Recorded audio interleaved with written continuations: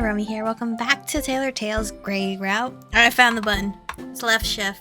I had to go and see forums. Look for somebody asking for controls. Where is it? Where is it? Come on, come on, come on. With a huff of exasperation, I pushed myself to my feet and set my hands on my hips, having just rummaged through the miscellaneous items beneath my bed for the umpteenth time, and with no success. In the last-ditch effort, I triple-checked my backpack, rummaged through my pockets, and pulled open the drawers of my desk, but it's no use. My phone is gone. Michiko, it's time to go, sweetheart. My mom's voice rings from the kitchen, and I know I'm already late. I have no choice but to abandon my search.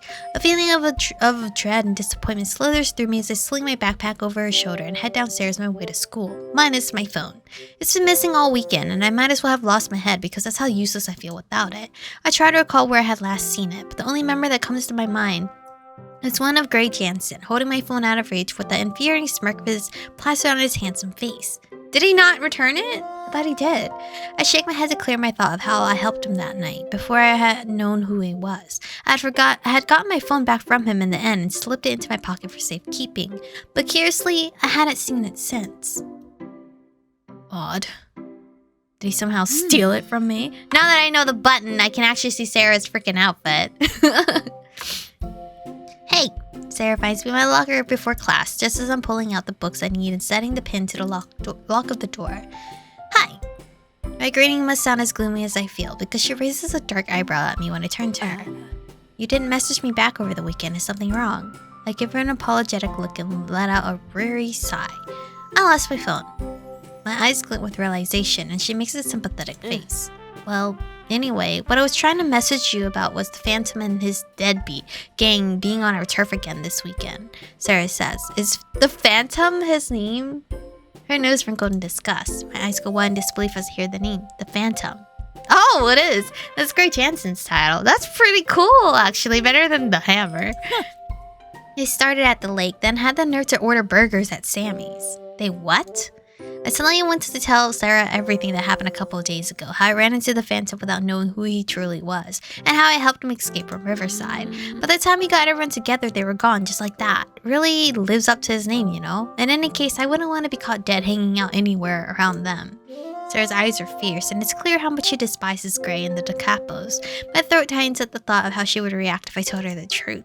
All I know is she'd be either angry or disappointed, probably both. It doesn't even matter if I didn't know who he was to begin with.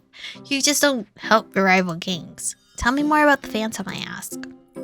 Sarah looks at me incredulously, whatever, as if I had grown another head. I should know more about my enemy, shouldn't I? I argue weakly. She relents with a nod and lets out a heavy breath. You're right. Well, where do I start? He's been the leader of Da Capo High for 3 years now. Before him, Da Capo wasn't much of a threat, but he turned things around so quick no one could really believe it.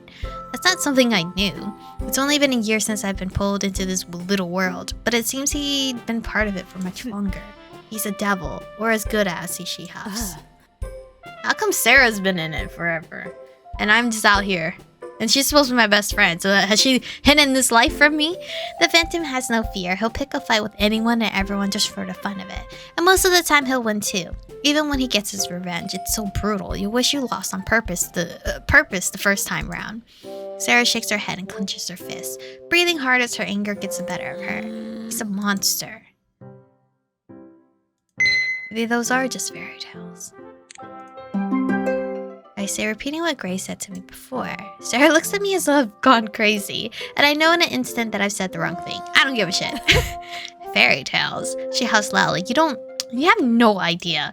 I mean, he seemed pretty decent when I met him for the first time. No idea about what? Look, trust me when I say he's scum. It's personal for me. Oh. Personal? Did Sarah have a run-in with Gray? I never told you this. It happened before we were friends, like we are now. Oh, okay. But in his first year of leadership, he put my cousin Dylan in the hospital. Crushed his knee so bad he couldn't walk right for months. I had no idea, I say as I put a comforting hand on her arm, horrified. If I had known this the other night, I wouldn't have hesitated to put him in his place. Sarah's gonna kill me if she finds out what happened. We've got to do something about it, Michiko. Pretty soon the Da Capos will think they run the town, and the last thing I want is to see the Phantom getting what he wants. I nod in agreement. It's about time we put a stop to it.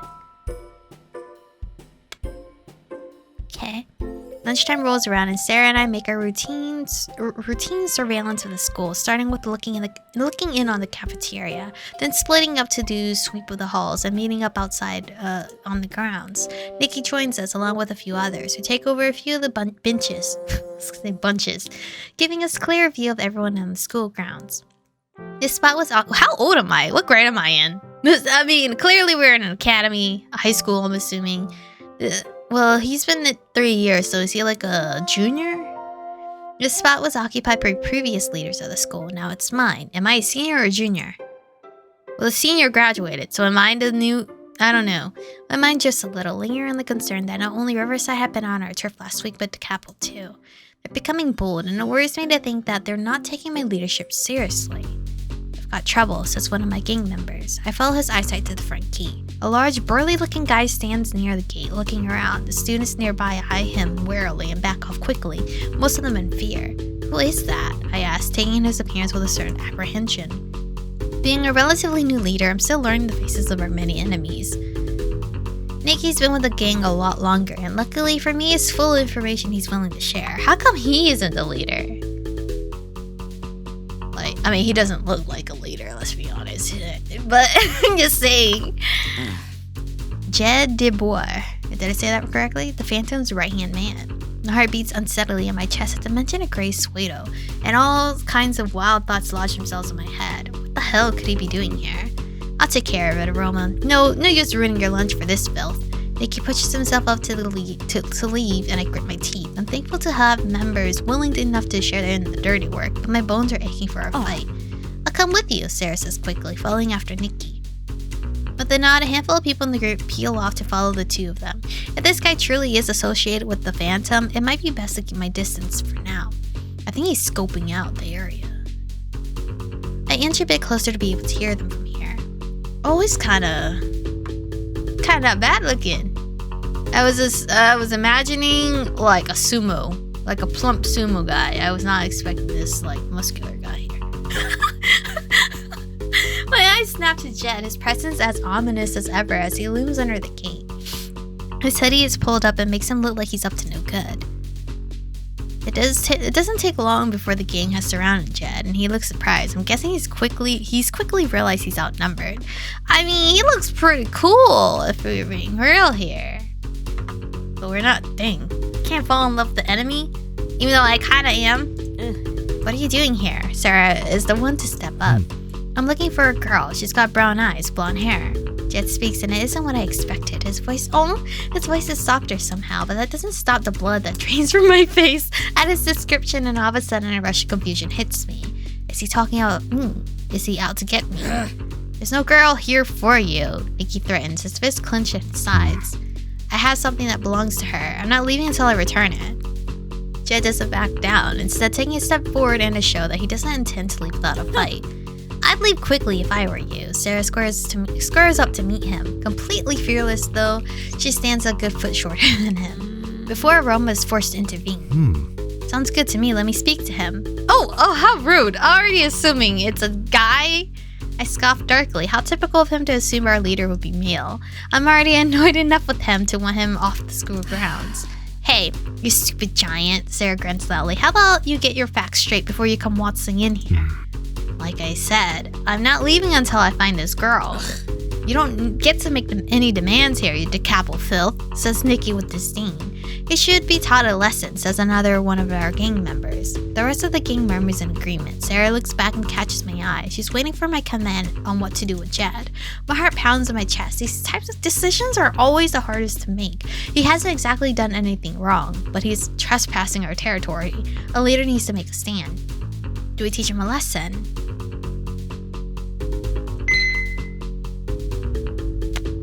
How about I just come? Let me just intervene. We don't always have to fight right away. Just talk it out real quick. I shake my head at Sarah. She nods to let me know she understands. I don't want it to get out of hand. Whatever. Leave now while you still can, says Sarah with a huff. Nikki steps forward in an attempt to usher Jed towards the exit, but he doesn't budge. I'm not leaving until I've met with the girl, he insists. When two of my guys take him by the arms, he lashes out, and it takes less than a second for all hell to break loose. Jed takes down my guys before the others have him pinned down. The deafening sound of their relentless beatings rings through the air, leaving Jed bruised and bloody on the ground. This is not what I wanted. I wanted him to leave peacefully. Shit. The gang leaves him alone as Jed gets up and finally moves away from the school gates. Well, I tried the peaceful route. It didn't work.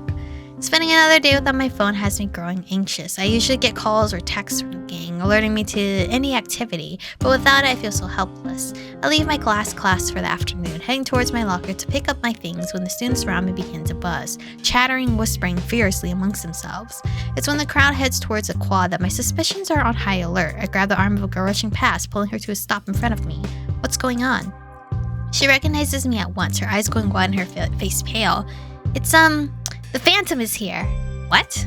As the students surge forwards, I move backwards, one foot behind the other while my heart thumps a crazy rhythm in my chest. No, why is he here? Because he's looking for the girl to return her phone. It's like your Cinderella, but with the phone. It's because we beat up his second hand. And that too, maybe. The last thing I need is for him to reveal to my gang that I helped him the other night. Given Sarah's reaction to him earlier and the story of her cousin Dylan, I can only imagine the fallout of such a discovery. I'm gonna lose my best friend. I have too much to lose if they find out. I can't let him see me. I'm sneaking out the back door. It must only be 15 minutes later when Sarah finds me on the school grounds, huddled up in our usual spot. I've been looking for you everywhere. She rushes to my side and I look up slowly, forcing a smile. And here I am. With an annoyed roll of her eyes, she sits down next to me. Gray Jameson was here. So I heard, I mumble. What did he want? He issued a challenge because of what happened yesterday. With that guy, Jed. Oh, it's a whole new day? Seems I was right after all. I'm sure Nicky can handle himself against him, I say dismissively, even though I'm not entirely convinced. Nicky is quite small of stature, despite his large appetite for battle. When Sarah doesn't say anything, I turn to her, finding her gray eyes fixed on me in disbelief. The challenge was for you. What? He specifically said for Aromie to meet him tomorrow night, 10 p.m. at Caulfield Park. Can you imagine me, Chico? If you win, which you totally will, you'll have bragging rights for, well, forever. I have to beat him up? I swallow thickly around the lump in my throat, unable to share in the excitement, and Sarah gives me a look. Is everything okay? Yeah, if anyone can do this, it's you. How about you come over to my place and we'll get ready together? Then we'll head to the park later. Getting ready together as in, like, fist up? Like, we're about to bully some guy? Hello? Not even when I think of come over to my place and we'll get ready together, I'm thinking of like girly stuff, but no, they're out here getting ready to beat up a dude. I nod knowing I don't have much of a choice. I'm not afraid of a fight, I never have been, but the circumstances around this particular one are less than desirable. I don't like my odds here. I can't believe the Phantom actually had the nerve to come here and throw down a challenge, Nicky says as we meet the rest of the gang outside the school gates. Well, I believe the capo. They think I'm a dude. They're all preparing to head home, readying themselves for what's to come tomorrow. Who does that guy think he is? Nicky demands. I'll bet that he doesn't even show, says someone else. The guy has got some nerd trying to take on Aromie. One of the bigger members of the gang speaks. Y'all are hyping me up too much. The gang continues chatting, bad-mouthing Gray and his challenge, but I'm barely paying attention anymore. Something catches my eye between the bushes across the street. My forehead creases in confusion until I see it again. A flash of silver metal. I step away from the group without a word, though they're too caught up in their excitement to notice. Pacing down the sidewalk a little, I strain my eyes to see between the patches and the bushes. I thought I saw... A tug on my arm surprises me and a hand slips down over my mouth, keeping me quiet. I want to cry out as I'm pulled through the hedge like bushes, but I'm forced to stay silent. Excuse the fuck out of me? How did they're so caught up in conversation they didn't even know their gang leader got abducted. I struggle hard against my captor, clawing at the arms that are wrapped around me, heart pounding as I fight against their impossibly strong grip. In an instant I lash out, my fist flying through the air over my head until it collides with soft flesh, and with a low groan my captor releases me. I spin around to face him, fist up in front of me as I prepare for a fight. What the? Hello, Gray. Hello. I say in a low whisper, dropping my hands and eyeing the boy in front of me in utter disbelief. It's Gray. He rubs at the spot on his cheek with a red mark, where a red mark is forming, his expression a mixture of amusement and alarm. You sure have a strange way of saying hello. What are you doing here? I gasp. Well, I wanted to see you. Well, it shouldn't be here. Not after you issued the challenge to. He huffs a laugh and I stop at the interruption, eyeing him warily. Relax, I don't see your leader around here anywhere, do you? He still doesn't know I'm the leader. Listen here, buddy boy, I hate to break it to you. I take in a deep breath to keep from giving myself away, and I don't know whether I should be relieved or offended that he has no idea who I am. Do you even know what our leader looks like? No, but I'd figure it out pretty quickly. Gang leaders have this air about them, you know? Offended it is, then. I had something of yours, he says, holding something out between us. I immediately recognize the silver starred case and the black cat charm dangling from the side, the twin to Sarah's orange one. My phone! How did you get that? It must have fallen from your pocket the other night. I picked it up after you stormed off. Or you stole it. He cracks a disbelieving smile, though it only serves to boil my blood further. Do you really think so little of me? I don't say anything, instead grabbing the device from his hand and pressing the button to light up the screen. The battery is almost completely dead, but at least the password is still in place and I can rest easy knowing he hasn't been snooping around in there. I can safely say we wouldn't be standing here together if he had.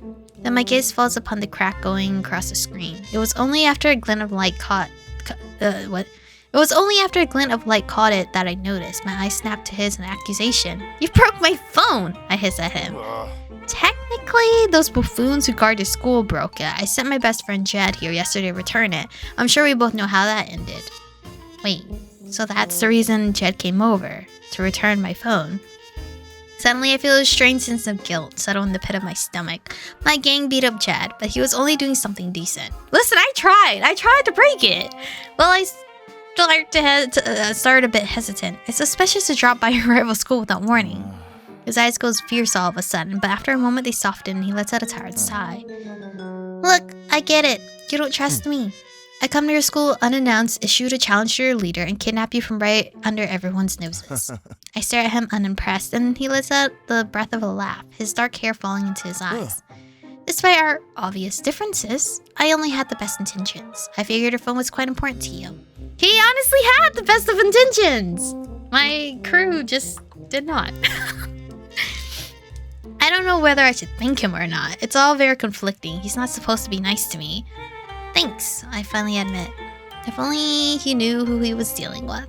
Perhaps telling him would be worth it to see the look on his face. Stuffing my phone in my bag for safekeeping, I turn to find our way back to the street, though I'm stopped in my tracks by a hand gripping my arm and pulling me back. Wait, don't leave. I can't watch you walk away without at least knowing your name.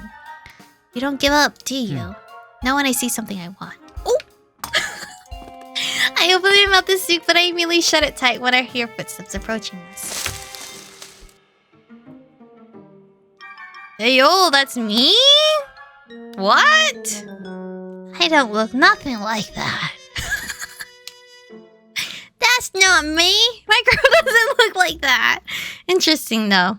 I would cry if I had short hair. My mom cut my hair short. I can't remember if I told this story before. My mom gave me like a bob cut when I was little. And ever since then, my hair has been long. And my mom recalls me crying my eyeballs out. And be like, Mom, why'd you do this to me? Thinking quick, I push Gray out of view into the bushes and cover him with my body. I can't let anyone find out he's been talking to me. My girl looks badass though. That choker? Is that like my earring also dangling down here? Or is that part of my choker? I can't tell. Holding my breath as I hear people walk around. Gray stares at me, wide-eyed, confused at my sudden actions. What? Shh! I hush him and cover his body even further. We can't let them see you. Thankfully, Gray shuts up. From this close, his eyes are actually really pretty. Chico, where the hell did that girl go? Someone calls out. Gray's eyes burn through me. This cocky expression slowly morphing onto his face. He's gleeful, but I try my best to suppress any emotions and fear they'll discover us in this position. When their voices finally disappear, I breathe out a sigh of relief that they didn't catch us. Gray clears his throat. I like this kind of greeting much more, he says. His smile is shimmering in the sunlight. Realizing our position is kind of questionable, I slowly remove myself from him. As opposed to, I ask, ignoring the fact I was on top of him a second ago. As opposed to, like, punching him.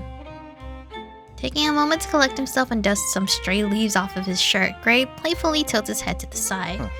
Getting punched in the face, definitely. Then don't randomly grab people when they're unaware. I argue back. It's instinct to hit back, you know? You said my name, bro. No harm done, Michiko, he says, his voice echoing through me. Something strange happens to me at the sound of my name on his lips. A tightening in my stomach, a chill down my spine. Curse my gang members for yelling my name loudly enough for Gray to hear. At least they didn't call you by your gang name. That is your name, right? Inquires playfully. The sound of my phone interrupts. I swiftly pull it from my bag in a hurry to reject the call before the two of us are found here together. Alone. Nikki again, huh? Gray has read the display. He was one of the people who beat up my best friend yesterday. Gray's voice is cold this time, devoid of that trademark humor. When our eyes meet again, his glare is glacial, unnerving me all the way down to my bones. Don't look at me like that. I say, unnerved by the weight of his crushing gaze. Like what? Like I can't stand the thought of you having anything to do with the morons who beat my best friend to a pulp? I say nothing, afraid that if I do, I'll give myself away completely. Meet me at Caulfield's Park tomorrow night. After I finish giving your leader nothing less than what he deserves, I'll take you out to celebrate. There it is again. He. The sound of that assumption coming from Gray's lips annoys me more than I want to admit. A spark of anger ignites in me as I look up at him. Our faces so close his warm breath rolls over my skin in a way that makes me shiver. Is that an order, Phantom? It's a request. I pursed my lips, trying to prevent the corners from tilting in satisfaction. Maybe it'd be worth it, showing up as Aroma, just to see the look on his face. In fact, the more I think about it, the more excited by the prospect I get. Wouldn't it be the least that he deserves? So, will you be there? I'm not yanking shit, bruh. I shrug dismissively, looping my fingers through the straps of my backpack as I slowly take a few steps back. Gray watches me intently as I do so, the half-cocked grin of his fading by the second. I guess you'll have to wait and find out. Don't keep me waiting too long. Alright, bud. Alright, buddy boy. Get ready. See, my girl looks like this! But I can't recall if the game itself already has automatic a look for your character. Keep clicking that. Gift. Oh, I don't have that anything. I have 4 things? What the fuck? Okay. I thought I could change my MC on the CG art, but I guess I can't? Question mark? I guess I can't. It's a lot of CG, so... Anyway, that's where we're gonna end today's episode off.